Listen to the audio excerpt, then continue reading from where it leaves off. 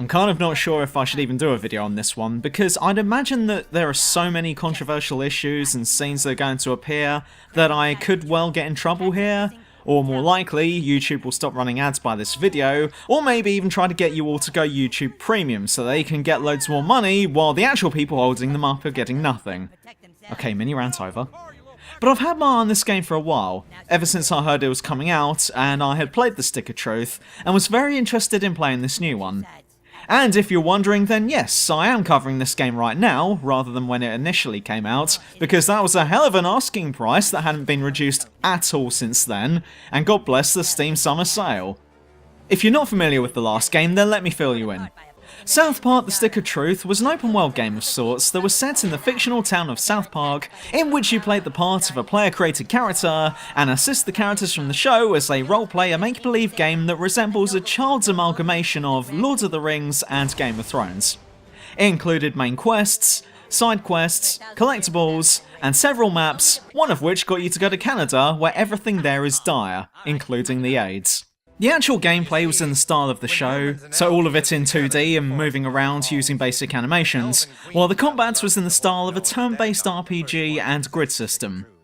There were limited things you could do outside of quests and combat, a lot of it connected to customising your character and whatnot, and most of it was a shout out to the show. For instance, you could go to Tom's Rhinoplasty and edit your facial features if you weren't happy with them, but like in the show, you could get a David Hasselhoff nose job and spend the rest of the game looking like the Hoff himself. But despite all of this, I would rate the gameplay of this title as kind of middle of the road. It wasn't fantastic, and it wasn't exactly exciting, but at the same time it wasn't bad at all and didn't mess anything up, it's just that it wasn't great. But would I recommend that game to you? Well, if you love the show like I do, then fucking hell yes you should get it, because the humour easily makes up for any shortcoming that the game has. Some of the scenes were so outrageous, offensive, and in your face that I lost my shit laughing to the point where I actually lost count at how many times the game made me laugh. But that was that, so let's get to the new one. The new game, titled The Fractured Butthole, if you didn't get the pun, is now focused around the characters playing the part of a DC/Marvel style superhero club that has been shown in the series several times.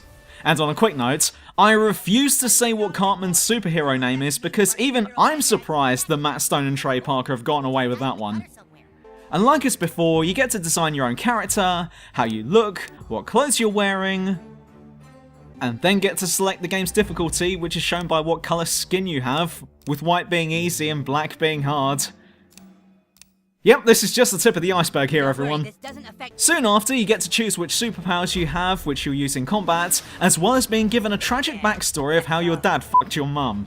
After which, you're sent out on missions, usually to help people about town, all the while trying to get ahead of the other superhero kids around town because this superhero club that you're a part of is going through civil war right now, so you now have them to contend with. You've also got Professor Chaos's crew to deal with, 6th graders, paedophile priests, hookers, and more as the game goes on. But this is Rant, so let's start with some shit and then look at what's good about it afterwards. Once again, the combat leaves much to be desired. In fact, I'd go so far as to say that the combat could send you to sleep. I'm not too familiar with grid-based RPGs, the only one I've really played is Persona 2, so I played this game on normal difficulty. In hindsight, I should have been black, because even on normal, this game really isn't hard. So long as you keep up with stat upgrades, or artifacts as they're called, then you shouldn't encounter any problems. The only time you might find sections a little difficult is when the game throws in a special mechanic that you're not familiar with. All other times, it's no problem. But speaking of combat, the game loves interrupting it with all sorts of pointless crap. Most of which is funny the first time it happens, but then it just gets annoying after a while. PC Principle tells you about microaggressions, which lets you get a free hit in during combat if someone says something derogatory. Kyle's overly Jewish cousin occasionally stops the fight to join, before tripping over himself, giving himself a nosebleed and running away. Sometimes the fight is broken up because you're having this fight in the road and a car's coming. Which, like I said, is funny the first time it happens, but all other times, it just serves to slow or break the fight sequence up. It'd be like if I were to stop this video for a bathroom break, but just left the video running. I will also admit that after discovering that this game has a crafting system, my eyes rolled so hard in my skull that they almost popped out of my head to hit the road. I've never understood why so many games include a crafting system, when said crafting system adds nothing to the game, and here we're finding it again. You can craft items that you can use in battle, such as health packs, revives, protection moves, stuff like that. Or you can just find most of these items around town anyway by looting each house you find while the owner just stands there watching you do it. Kind of renders the crafting mechanic redundant, and I got by fine in this game without it, so take that as you will. Then again, I was playing this on normal difficulty, so the combat wasn't that— Bathroom break!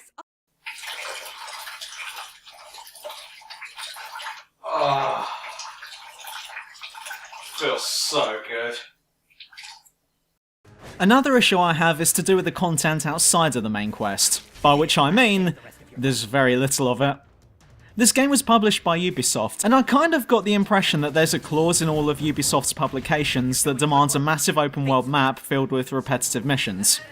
Meanwhile, I got the impression that the Fractured Butthole went, sure, and made the map how they'd like, but then didn't really fill it with much. It's not empty, I'll give it that, and it's nice that I'm not having to spend ages climbing up radio towers or churches for viewpoints, but at the same time, there's not much to be had.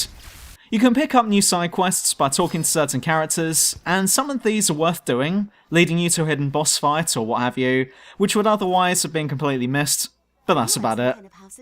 And this is a shame when you stop to consider how many series of the show there's been, and it's not like they're stretched for ideas. Sure, some elements from the show have been included and made into an activity, such as searching for Tweak and Craig Yowie pictures that have been dotted about the map, but I get the impression that 90% of this game's content comes from the main quest, and as a completionist, I like to know I can take a break from doing the main quest and go off dicking around the map for a bit. Most of my time spent dicking around outside of quests is just looting, and that's not fun. Neither is taking selfies, which is encouraged for leveling up, and all that involves is you going up to people, asking to take a selfie, and then they'll either say yes, and you take one, or they'll say no, you need more followers, and then that's that. Kind of uninspiring, considering how good the humour is in this game. There are also toilet minigames which, while silly in concept, are f***ing terrible in practice. Sit on the toilet and violently slam on your keyboard until you've taken a shit. What this boils down to, essentially, is one long QuickTime event, and this isn't QuickTime events done well. As of course is tradition. Oh, and speaking of QuickTime events, the very first time the game includes one, it does so without telling you beforehand. I'm going to recreate what happened to me, and bear in mind that I had no idea that QuickTime events were even going to be in this game. We the most powerful king in all the realms. Holy fuck, that game's amazing.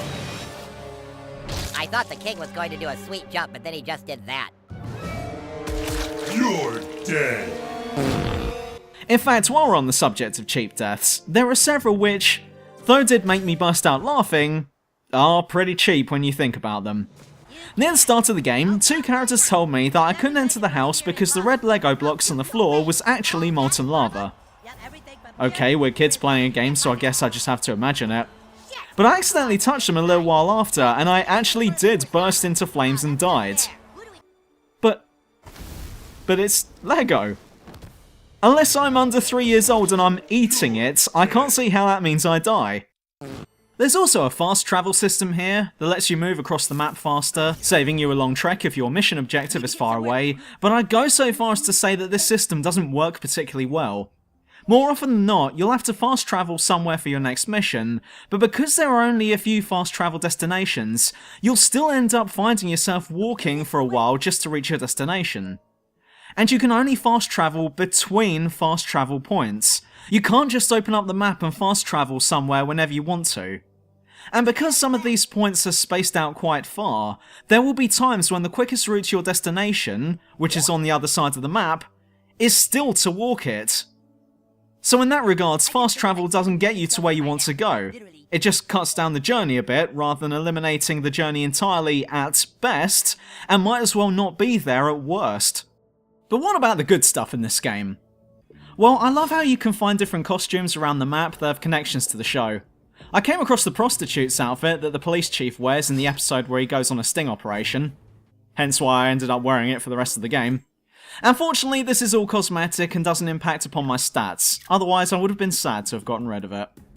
There are loads of secrets, all of which lead you to more collectibles, and this is usually done by breaking into a place or destroying a part of a wall.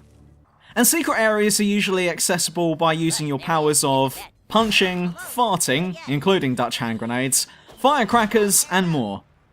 You also have a buddy system that helps you out in puzzles, usually involving your ass somehow, like disabling an electrical circuit by farting out a gerbil from your ass, or by parkouring your way up to the top of a building by farting up there.